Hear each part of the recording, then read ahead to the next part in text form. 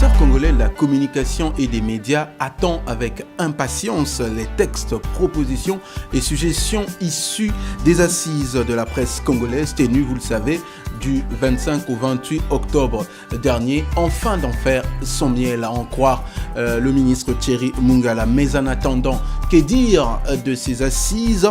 Que retenir de cette rencontre organisée 26 ans après celle de 1992? Coup de projecteur sur ces assises, donc dans la première partie de cette émission Presse Tribune. Y aura-t-il élection en RDC le 23 décembre prochain? Cette question, si elle ne se pose pas du côté de la commission chargée de l'organisation des élections et la majorité au pouvoir, selon une opinion, la question vaut bien son pesant d'or, tant le compte semble être loin bon pour ce rendez-vous le 23 décembre. D'où, à moins de 2 mois de cette échéance, quelle analyse faire du processus électoral en RDC? C'est l'exercice auquel que nos invités vont être donc appelés à faire, et il s'agit pour la première fois dans cette émission de Monsieur Joseph Oukania. Il est auteur de plusieurs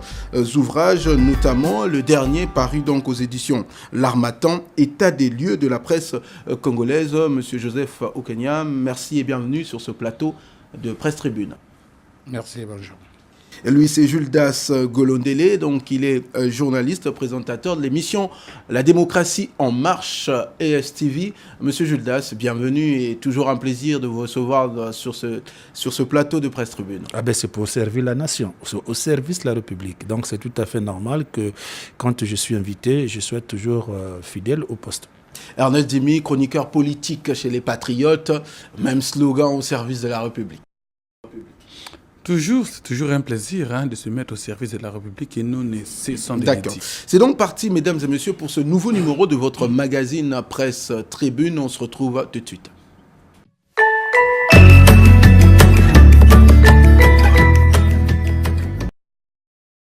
De retour sur ce plateau, alors comme veut la tradition, on va commencer par le fait d'actualité de la semaine. Ernest Demi, qu'est-ce qu'on retient pour vous? Pour moi, je vais sortir du Congo. Mais je ne sors pas de l'Afrique, je vais au Gabon et c'est ce qui se passe autour de la santé du président Bongo. Et on a des informations qui n'arrivent presque pas, qui mettent au-delà du Gabon, alors toute l'Afrique et l'humanité en émoi, parce que aujourd'hui, vous savez, nous sommes dans un monde où l'information est plus vitale presque que la nourriture. Alors, quand elle fait défaut, c'est les spéculations qui prennent le dessus. Et l'information, c'est l'opacité autour de la santé du président Bongo, que tout le monde sait au moins qu'il a eu un malaise. C'est officiellement dit, mais où en est-on aujourd'hui? Est-ce qu'il s'est rétabli? Est-ce qu'il est stationnaire? Est-ce que je crois que c'est là, si le gouvernement gabonais arrivait à donner les informations au fur et à mesure de l'évolution de la situation, alors ça pourrait permettre aux uns et aux autres d'avoir un esprit serein, d'autant plus que nous savons que le Gabon est sorti d'une situation, d'une crise politique très, très difficile. Alors, il faudrait donc que ce genre de situation soit géré avec une grande transparence pour apaiser les esprits et rassurer les. Il faut aussi rappeler la sortie médiatique donc, de la présidence de la République gabonaise qui, reconnaissant les faits, mais a annoncé un repos prolongé du président après donc ce malaise. Alors on va continuer, Juldas Golondele, pour vous, qu'est-ce qu'on retient? En ce qui me concerne, effectivement, je sors du Congo, mais je reste toujours en Afrique, et plus précisément de l'autre côté de la rive donc, du fleuve Congo, donc en RDC. C'est par rapport à la démission de le cardinal Laurent Monsengo. Alors, cette information est tombée, je crois, il y a cela 2 jours. Ben, pour d'autres personnes, ils interprètent mal justement cette démission. Mais je voulais tout simplement faire savoir à l'opinion que normalement, la loi d'après le droit canon, donc le droit ecclésiastique, il est dit qu'un évêque cardinal ou évêque ordinaire. Quand il a atteint 79 ans, c'est son âge de la retraite. Et quand c'est comme ça, la démarche officielle, c'est que le concerné est censé rédiger une lettre de démission. Alors, quand il dépose la lettre de démission, il faut attendre que le souverain pontife, qui est le pape, accepte cette démission. Mais cette démission a été normalement déposée depuis le mercredi 7 février 2018. Vous voyez, c'est à peine justement en ce mois d'octobre que finalement le Saint-Père a accepté cette démission. Et cela ne veut pas dire que le cardinal Mosengo n'est plus cardinal. Non, ça veut tout simplement dire qu'il n'est plus archevêque de Kinshasa. Il reste cardinal émérite. Et il a été remplacé justement par Monseigneur Fridolin, qui fut archevêque de Mbandaka, qui a été nommé le 7 février comme évêque coadjuteur de l'archidiocèse de Kinshasa. Donc, il a été nommé comme son remplaçant. Mais entre-temps, depuis ce temps, Mosengo était là justement comme un archevêque virtuel. Mais sachez-le que cela ne change à rien parce que la position de Mosengo vis-à-vis de la politique en RDC... Non, on ne parle pas encore de Non, la politique. je voulais simplement dire que l'archevêque actuel, il va devoir continuer parce que tout ce que la position qu'a Mosengo hier, c'est la position de l'Église. Merci beaucoup, on a compris votre information. On va terminer avec M. Joseph. Pour vous, qu'est-ce qu'on retient de l'actualité de la semaine? De l'actualité de la semaine, je vais focaliser mon attention sur la nouvelle secrétaire de l'OIF, l'Organisation internationale de la francophonie, Madame Louise Moshiki-Wabo, qui, reconnaissante, est arrivée donc au Congo, de passage à Brazzaville. Elle a dû suivre le chef d'État à Oyo. Elle a été reçue pour des remerciements. C'est un signe de reconnaissance fort, parce que le Congo, le président du Congo et le Congo se sont investis pour son élection à l'OIF. Donc, j'ai noté cette volonté de venir aux Congolais les en remercier. D'accord. Merci beaucoup, mesdames et messieurs, donc pour ces faits d'actualité de la semaine. On va maintenant se pencher sur notre sujet du jour. On va commencer, comme annoncé, donc au début de l'émission, parler des assises de la presse congolaise. Alors, la question, je vais la poser à monsieur donc Joseph Okanya. Vous avez assisté aux assises de la presse congolaise. Alors, est-ce qu'on peut savoir quels étaient les enjeux de cette rencontre 26 ans après? Je ne sais pas qu'est-ce qui me vaut l'honneur de lancer le débat. Oui, de lancer le débat dans la presse, dans la mesure où je ne suis rien de la presse, et si ce n'est un observateur. Mais c'est vrai que, en tant qu'observateur, je me suis permis de m'enfoncer dans la corporation par effraction, et au point d'en sortir un livre. Il est vrai que dans le livre, je critique la manière de faire de la presse congolaise. Et en ce sens, donc, je peux prendre cette question comme étant naturel que vous puissiez répondre. Que j'y réponde. Oui, l'objectif, je crois que les uns les autres, nous vivons ici à Brazzaville, nous voyons ce qui se passe. Les difficultés sont évidentes dans la presse, dans notre presse. Elles sont nombreuses. Et elles ont été donc répertoriées par les uns les autres. Et après 1992, il fallait que les hommes et les femmes de la presse s'asseyent pour sortir de là une nouvelle manière de prester, une nouvelle presse congolaise. Je crois que c'est ça le fondement. Alors, vous êtes journaliste, Monsieur Golondele. Bon, on tire toujours à boulet rouge sur la presse congolaise. D'ailleurs, le président Mvo, qui est le président du Conseil supérieur, ne cesse de revenir là-dessus, sur la qualité de journalistes congolais. Est-ce que c'est vraiment l'impression que vous avez aussi? J'ai plutôt envie de dire que souvent, il y a un adage qui dit « l'eau prend souvent la couleur du récipient ». Quand on tire à boulet rouge, justement, sur les journalistes, c'est sur quelle base? Pour quelle raison? Parce que ces mêmes journalistes qui sont aujourd'hui justement victimes d'estigmation, ce sont ces journalistes-là qui sont toujours au service de ces mêmes personnes qui tirent à boulet rouge sur eux. Alors, moi, je ne suis pas tout à fait d'accord parce que moi, je crois que nous sommes dans une nation, dans un pays qui a de la manière, qui a sa manière de fonctionner, ok? Donc, les journalistes, je crois que eux prestent en fonction des réalités du terrain. À mon avis, les journalistes font leur travail en fonction des réalités du terrain. D'accord. On en parlera, ça sera d'ailleurs le débat. On reste encore dans le décor. Alors, Ernest Dimy, vous êtes professionnel. Vous avez participé à ces assises? Oh non. Voilà, d'où la question. Selon vous, qu'est-ce qui peut justifier, parce qu'on a quand même suivi sur les réseaux sociaux, d'aucuns fustiger l'organisation de ces assises du fait de la non-participation, notamment de la jeune génération de journalistes, au point même certains de collègues ont parlé d'une organisation des anciens journalistes qui se sont retrouvés et pour parler d'un métier qu'ils ne pratiquent plus. Est-ce que c'est des sentiments que vous avez aussi? Moi, je crois que c'était une rencontre, en réalité, des hippopotames. Et des gens qui ont fait le métier et qui sont devenus pour certains des hommes politiques, qui l'ont fait à une époque où la réalité était autre et qui, dans la plupart des cas, ignorent tout ce que nous vivons sur le terrain, mais qui ont préféré, comme il faut aussi le dire, ça pourrait être également une question d'amitié, de fraternité, une question de redistribution de cartes au niveau du point de vue pour satisfaire, je dirais, la libido financière de certains. Alors, je comprends aisément que certains journalistes qui sont sur le terrain, et la plupart d'ailleurs, ont été étonnés d'abord de cette organisation.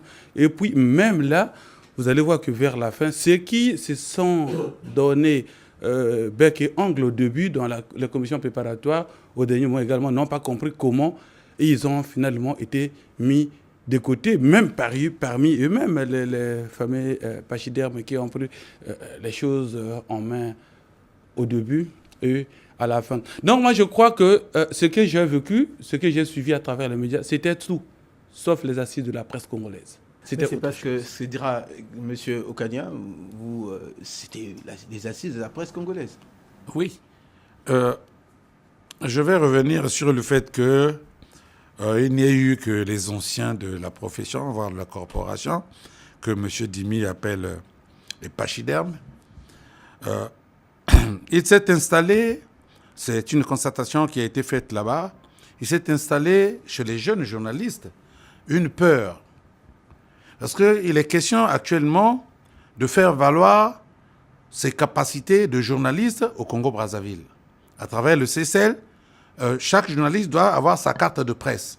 Mais les cartes de presse, à entendre le président de la commission de liberté... du Conseil supérieur de communication, la liberté de communication, les cartes sont prêtes. Et de toute la panoplie des journalistes que nous avons ici, aucun ne s'est présenté pour réclamer sa carte de présence. C'est un sésame.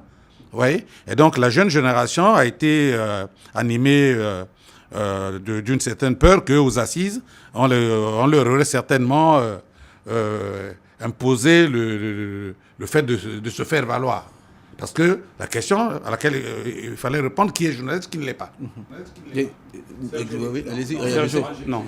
Moi, je crois que c'est très grave les affirmations de M. Okania, qui, quand même, peut rentrer dans le cerveau des journalistes sur le terrain et dire ici que les journalistes avaient peur de la carte. Mais c'est incroyable. Et les fameux pachydermes qui ont organisé, ils allaient faire quoi avec la carte? Non, moi je crois qu'il faut trouver les raisons ailleurs. Il faut trouver les raisons ailleurs. La carte, nous l'attendons. Et le président, vous ne nous avez jamais appelé officiellement pour annoncer que les cartes sont disponibles. Emmenez vos dossiers. Les cartes sont disponibles. Est-ce que Télécongo, c'est le podium officiel du président Vaux qui doit organiser un point de presse? Non, mais ça ne veut rien dire. Ça ne veut rien dire, d'autant plus que c'est lui qui régule la communication. Il doit savoir lui-même communiquer. Passer un message sur Télécongo, c'est pas atteindre le maximum. En tout cas, il s'en est de gens. plein. Il devrait organiser. Je peux parler, s'il vous plaît? Okay. Voilà. Moi, je crois que c'est un faux fouillon. Si c'est le président Vaux qui vous a dit qu'ils ont eu peur, je crois que ça vient de M. Kanya. Voilà, Ok, merci beaucoup. Raté. On va continuer. M. Kanya avait la parole. Alors, la question, l'organisation de ces assises, est-ce qu'on peut se dire que c'est un pari gagné pour le Conseil supérieur de liberté de communication qui tenait, il faut oui, c'est un pari gagné, on peut le dire. Bon, malheureusement, on a bien commencé. Je pensais qu'on allait bien terminer. Mais il se trouve qu'il y a eu des grincements de dents à la fin des assises. Notamment les participants à qui on avait promis un déplacement de 5 000 francs par individu et par jour n'ont rien perçu. Il se trouvait que chaque jour, à partir de 18h, le financier disparaissait avec la caisse et on se retrouvait là. Mais sinon, les assises en elles-mêmes, outre ce petit pan négligeable-là, les assises en elles-mêmes ont été un succès. Un succès. Je les en ai félicités. D'accord. Au début de cette émission, je disais que ça sont les propos du ministre Thierry Mongala. Donc, le gouvernement attend avec impatience les résolutions ici de ces assises. Alors, on va maintenant parler de ces résolutions, notamment avec l'objectif donc voulu recherché par ces organisateurs, parce qu'il faut se rappeler, c'est organisé sous le thème presse congolaise, 25 ans après les États généraux, bilan, enjeux et perspectives à l'ère du numérique. Alors, parmi les résolutions, on nous parle notamment du changement de l'actuelle charte déontologique. Monsieur Golondele, est-ce que selon vous, pour améliorer la qualité du journaliste congolais, c'est aussi important de revoir la charte déontologique? Il faut se le dire, adopté à 1992. Oui, je pense que pour prendre un médicament, il faut au prime abord commencer par lire la notice. Ou encore, tu as les instructions du médecin, c'est tout à fait normal. Mais le gros problème aujourd'hui, tout cela peut exister. Mais le gros problème, c'est la faisabilité sur le terrain. Moi, je l'ai dit au départ, c'est que souvent, l'eau prend souvent la couleur du récipient. Alors, est-ce que sur le terrain, malgré cette déontologie, voyez-vous aujourd'hui, c'est des choses que les Congolais, nous le savons nous tous. Vous voyez, dans ce pays, il y a certains journalistes qui sont stigmatisés. C'est-à-dire qu'une activité officielle, il y a le choix qui est fait parce que vous n'êtes pas de tel bord politique ou vous n'êtes pas de ceci, de cela. En tout cas, malgré que vous soyez journaliste, en tout cas, vous ne serez pas de la partie. C'est déjà un problème. Donc, c'est pourquoi je suis en train de dire qu'avoir la charte, c'est tout à fait normal parce qu'il faut avoir justement un canevas, la manière de faire, la déontologie, tout ça. Mais le problème, c'est la mise en pratique tout simplement de tous ces éléments-là. Est-ce que ceux qui sont censés orienter justement la démarche, je vais faire allusion ici aux institutions et à ceux qui incarnent ces institutions, est-ce que sont-ils aussi prêts à se mettre en conformité justement avec ces déontologies ou cette déontologie? C'est la question que je me pose. Il ne s'agit pas seulement de voir les journalistes en tant que les hommes du terrain. Il faut aussi voir justement, comme je l'ai dit, la situation du terrain en tant que telle de manière générale. D'accord. Voilà. Ernest Demi, alors si on essaye de regarder, en 2013, il y avait une publication baromètre des médias africains, cas de la République du Congo, donc une publication parue en 2013, et moi j'essayais de regarder ce qui a été dit dans cet ouvrage. Les gens qui ont écrit, notamment, il y avait le FECITRAC, avec l'aide donc de la fondation Friedrich, une fondation allemande et tout. Ils ont parlé de l'application, non seulement de la mise en œuvre pour que le journaliste congolais soit ce journaliste moderne que tout le monde veut, tout simplement appliquer le code déontologique tel que rédigé en 92. Alors aujourd'hui, si on parle de changer, moi la question, c'est le problème de ce code ces codes qui posent problème, ou bien les problèmes sont ailleurs? Je crois, Sergio, qu'il faut voir la réponse à cette question en plusieurs paramètres. D'abord, j'ai stigmatisé ici au début le fait que les assises ont été prises en otage par ceux qui n'exercent plus sur le terrain, qui sont étrangers. Et c'est les mêmes qui ont rédigé la charte de 92 parce qu'ils étaient sur le terrain, ils avaient la réalité du terrain pour la plupart. Aujourd'hui, nous sommes à une période où la presse ne s'exerce plus comme avant. L'information devient pratiquement spontanée et les choses vont tellement vite avec l'Internet et autres, à tel point que même la vérification n'obéit plus à certains contours. Voilà. Donc, du point de vue du texte... Mais ça au moins, ça sera un débat. La vérification reste toujours de mise dans le cadre d'un travail journalistique. Bien sûr, mais c'est que ça va plus vite qu'avant. Ce qui veut dire que le journaliste doit aller plus vite. Très bien. Maintenant, aujourd'hui, le problème qui se pose avec la charte de 92, c'est qu'il faut l'adapter aux évolutions qui sont intervenues 26 ans après. L'adapter aux réalités actuelles. Allez-y. Je crois que les assises ont eu le mérite d'avoir remis tout à plat pour une redynamisation du journalisme, voire de la presse au Congo. Des résolutions ont été prises. Des commissions ont été constituées et la prière que l'on ferait, c'est celle de dire que ces résolutions-là trouvent leur champ d'application, de peur qu'ils aillent moisir dans un casier comme nous en avons l'habitude ici. Donc les hommes se sont retrouvés, les hommes ont autopsié le mal, les hommes ont procédé à une forme de chirurgie pour redonner corps à cette corporation. Je crois que c'est ça le mérite que les assises ont eu. Alors, mais parmi les résolutions, notamment, où on a parlé de la budgétisation de l'aide de l'État aux médias. Et comment vous avez pu parler de cela sans faire mention de la RAV?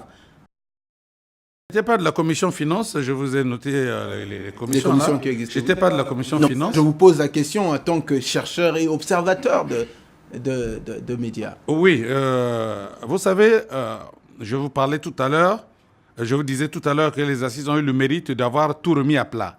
La loi, la charte a parlé finance. Maintenant, ce ne serait pas la première fois qu'on parle finance. Il y avait déjà eu une loi de 2001 pour le financement des médias congolais, qui était dans le tiroir. C'est pourquoi je veux parler d'aller moisir dans le tiroir. Bon, le souhait que je formule, c'est que toutes ces résolutions qui ont été prises trouvent application. D'accord. Et on est toujours dans le cadre des résolutions qui sont toujours des très bonnes résolutions. Et moi, tout à l'heure, M. Okania parle de l'application. Est-ce qu'on ne peut pas craindre non plus que cela reste dans le tiroir, notamment de la convention collective de professionnels de l'information et de la communication, qui depuis les états généraux n'ont jamais trouvé un son de cloche positif? Est-ce qu'on ne peut pas craindre finalement? Non, oui, justement, parce que Sergio, il faut reconnaître, il faut savoir une chose, c'est que dans notre pays, à tort ou à raison, sinon dans notre pays, nous avons toujours une multitude justement des textes qui naissent comme ça et la mise en pratique pose problème. Vous savez, je le disais tantôt que la loi, normalement, elle est mise en pratique lorsque ça arrange celui qui est censé justement gérer la structure. Quand ça ne l'arrange pas, cette loi n'est pas mise en pratique. Aujourd'hui, vous voyez, l'article 25 de notre Constitution actuelle dit ceci, si vous le permettez, tout citoyen a le droit d'exprimer et de diffuser librement son opinion par la parole, l'écrit, l'image ou par tout autre moyen de communication. La liberté de l'information et de la communication est garantie. Elle s'exerce dans le respect de la loi. Mais le problème, c'est que, est-ce que même cet article de la Constitution est-elle respectée? Pas d'interrogation. Aujourd'hui, toi et moi, Sergio, on peut aller dans un ministère chercher des informations. Combien de fois, quand nous allons dans les milieux officiels, les gens nous donnent accès justement aux informations. Et pourtant, ça fait partie justement d'office de la Constitution qui est l'acte fondamental des lois dans un pays. Non, moi je pense que le problème aujourd'hui, il faut que nous prenions les choses au sérieux. Quand nous nous engageons à vouloir faire avancer le pays, eh bien, mettons aussi la volonté de faire avancer le pays dans tout ce que nous faisons. Moi, j'ai peur que finalement, tout ce qu'on a fait, Jimmy l'a dit quelque part. Je n'ai pas dit que c'est forcément ça, mais sachez-le très bien que ces assises ont été organisées. Un des enjeux, c'est qu'il fallait sortir sortir l'argent de quelque part. Les gens, vous voyez, tout à l'heure, le grand frère l'a dit, lui qui a participé à ces assises. Permettez-moi, je dis bien ça, c'est pas des enjeux officiels justement de la démarche, mais c'est la sortie de l'argent. Il y en a des gens il y en a de ceux qui ont réfléchi. Il fallait quand même aussi, Donc, cette démarche, ça a permis justement aussi à certaines personnes de se faire des poches, mais tout simplement en faisant des propositions dont on sait que la réalité n'est pas... Mais réorganiser ou redynamiser la presse, c'était quand même une démarche. Oui, c'est normal. En réalité, ces assises s'imposaient. Oui. Au vu de graves manquements qui fourmillent dans la presse locale et de quelques énormités de commises, ces assises s'imposaient. Mais exactement. Alors, Ernest Djimi, il y avait aussi cette question du numérique. Nous sommes donc à l'ère numérique. On parle du cadre juridique. Pour réguler un peu ces secteurs. Est-ce qu'on ne peut pas craindre, avec cette volonté de pouvoir être taxé, le Congo être taxé comme étant un pays qui enfreint la liberté, notamment au niveau de réseaux sociaux qui ma foi, pullulent aujourd'hui ça et là, où les réseaux sont quand même inévitables? Non, pour moi, je crois qu'on devrait plutôt éviter l'amalgame, parce que les réseaux sociaux, c'est des communicateurs, des journalistes, mais à ses règles. Voilà. Et quand quelqu'un, c'est pas parce que quelqu'un a posté une intox ou une information sur Facebook, WhatsApp et autres qui devient journaliste. Non. Le journaliste, c'est d'abord un professionnel. Au-delà de l'art que ça peut, de côté art que ça peut représenter. Mais c'est d'abord une profession qui est organisée. Alors, toute profession, toute structure, toute entité organisée a ses lois. Donc, on ne peut pas aujourd'hui dire que réglementer le cadre juridique, réglementer la profession au niveau du numérique va être taxé comme un obstacle à la liberté. Non, parce que ce n'est pas tout le monde qui communique sur les réseaux sociaux qui est journaliste. Donc, il faut effectivement, la Constitution le dit, que ça s'exerce cette liberté dans le cadre de la loi. Effectivement, la difficulté, c'est plutôt, est-ce qu'avec toutes les défenses que nous avons au niveau des évolutions technologiques ici au Congo, malgré des avancées qu'on peut aussi encourager, est-ce qu'on sera à même, notre gouvernement aura des appareils à même de contrôler ou de réorganiser, de bien organiser les secteurs de la communication au niveau du numérique. Et ça sera un grand challenge, d'autant plus que ça sera très, très difficile. Non, mais à vouloir légiférer sur cet aspect du problème, naturellement, on s'aligne sur les standards internationaux qui existent. Donc le Congo n'aura pas son canal à lui pour le numérique, si ce n'est s'aligner sur les standards internationaux. Alors, état des lieux donc, de la presse au Congo, c'est avec OXS, donc vous parlez du Congo RDC et Congo Brazzaville. Vous avez fait un état des lieux et pendant les assises, on a aussi parlé de statut parce que vous tirez à boulet rouge sur les journalistes. Quand on parle donc du statut particulier des professionnels des médias, pour vous, c'est aussi une solution pour régler cette question de mouton noir dans la presse? Bien sûr que oui, puisque j'ai noté la complainte de Bosoto, c'est un enseignant à l'université Marien Ngouabi, qui se plaint du fait que le journalisme est envahi par tout le monde. Un philosophe peut s'autoproclamer journaliste. Voilà. Je ne suis pas journaliste. Comment j'y suis rentré? Je vous ai dit, par infraction. D'accord? Donc, il faut verrouiller la corporation. Donc, naturellement, il fallait passer par ce genre de choses. Et quand je parle d'état des lieux, j'ai pénétré le milieu, je vous dis. Par effraction, certes, mais je me suis immiscé dans ce milieu qui n'est pas le mien. Et j'ai trouvé ce que les professionnels que vous êtes n'avaient jamais trouvé. Et j'ai étalé ça, j'ai mis ça sur la place publique.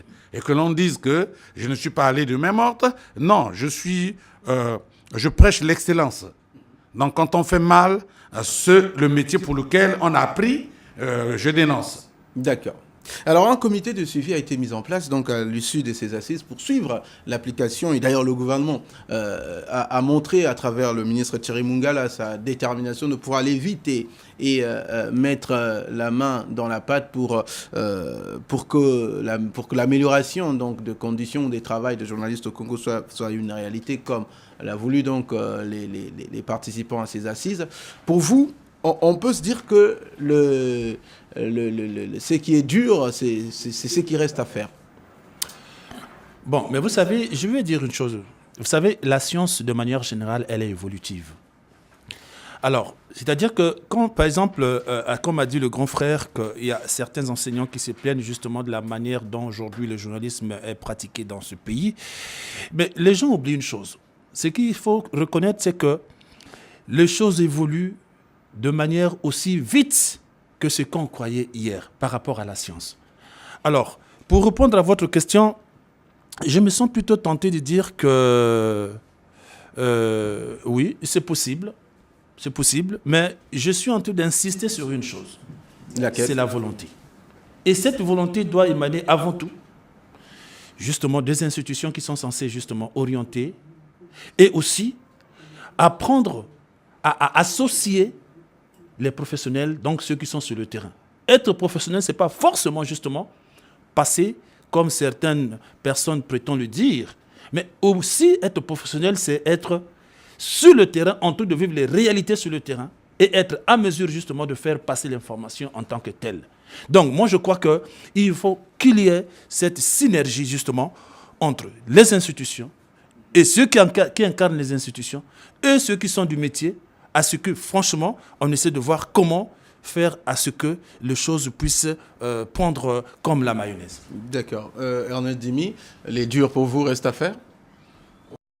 Oh bon, vous savez, moi, après toute cette grand-messe qui a eu lieu au nom des assises de la presse congolaise, je ne crois pas à une suite. Je connais mon pays.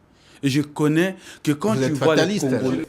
Je ne suis pas fataliste parce que quand on fait des recommandations des assises de 92, le fameux statut particulier ou la convention collective, on en est où? Quand on fait, et pourtant la charte en question, il n'y avait pas assez d'exigences comme ce qu'on a adopté aujourd'hui. Moi, je suis plutôt réaliste. Je lis la réalité et je peux dire que je connais mes gens. Si déjà pour l'organisation, rien que l'organisation en quelques jours, alors vous avez aujourd'hui les responsables de cette commission d'organisation qui ont bloqué les téléphones parce qu'ils évitent les coups de fil des gens qui réclamaient de l'argent pour avoir participé et de l'argent qu'ils en ont de manière normale. Vous voyez, combien de francs, combien de temps prendront-ils pour appliquer ce qu'ils ont décidé? Je crois que pour l'instant, ça va rester dans les tiroirs. Je comprends la crainte de mon doyen Joseph Okanya. Je comprends la crainte parce que ça va moisir dans les tiroirs. Puisque la réalité est qu'on a fait 26 ans, rien n'a été presque appliqué et on va encore faire un quart de siècle. Ça ne sera pas appliqué. Et quand nos enfants seront sur le terrain pour ce même métier, il y aura encore des assises pour ne rien appliquer peut-être encore. Alors, je pense plutôt que, je m'excuse Dimi, je crois que Dimi est tellement un peu trop pessimiste sur la réalité. Et Dimi, je pense qu'aujourd'hui, nous sommes dans l'obligation de mettre justement tout ce de donner la chance à tout ce qui a été décidé. Oui, parce que nous n'avons pas le choix. Nous n'avons pas le choix. Désormais, nous sommes dans un monde qui s'appelle aujourd'hui le village planétaire. Est-ce que voulons-nous rester il faut être compétitif. Il faut être compétitif et puis il faut être dans l'arène. Allez, je vais juste répliquer à Ginette. Non, ce n'est pas que je suis contre. Non, je n'ai pas dit que tu es contre. Moi, c'est que je veux faire constater. Je veux juste faire constater que si on a passé 26 ans sans appliquer les premières recommandations des États généraux qui ont eu lieu ici, je doute qu'en quelques années, malgré la volonté affichée du gouvernement par le ministre Thierry Mungala, je doute que ça soit pris à bras. Parce que monsieur le ministre Thierry Mungala attend avec impatience. Oui, vous savez, quand vous parlez de ministre Mungala, qui clôturait les assises, à son discours, s'il y avait une caméra, comment vous appelez ça? Cachée. Cachée, vous aurez vu la moue presque sur une bonne partie des... c'était une manière, oui, des participants. C'était une manière de dire que oui, ça se dit toujours, c'est des bonnes paroles, et puis bien, c'est fini. Je vous disais tout à l'heure que Bossoto, que je viens de retrouver dans mon livre, Antonin Idriss Bossoto, on l'appelle comme ça. Il est enseignant, chercheur à l'université Marengo. Il s'exclamait en disant: le métier est pris d'assaut par tout le monde. On retrouve des philosophes, des littéraires ou autres catégories professionnelles qui vont vers le journalisme sans formation adéquate. Il y a aussi le fait qu'il faut faire l'effort de bien recruter. C'est le cas de la télévision nationale et ce sont ceux-là qui polluent le métier. Souffrez que je m'apaisantis, je suis pollué. Et il faut tamiser la culture de l'excellence en matière de journalisme. Donc, c'est dit par Pablo Soto. Et en cela, les États, les assises avaient pour rôle et but de recadrer les choses à travers les résolutions qui ont été prises, au risque de me répéter puisque je l'avais déjà dit, et attendant de voir les résolutions prises pour leur application. D'accord, merci beaucoup monsieur. On va donc passer au deuxième sujet de notre magazine Presse Tribune. Je vous rappelle, mesdames, messieurs, vous suivez bien votre magazine Presse Tribune. On se retrouve tout de suite.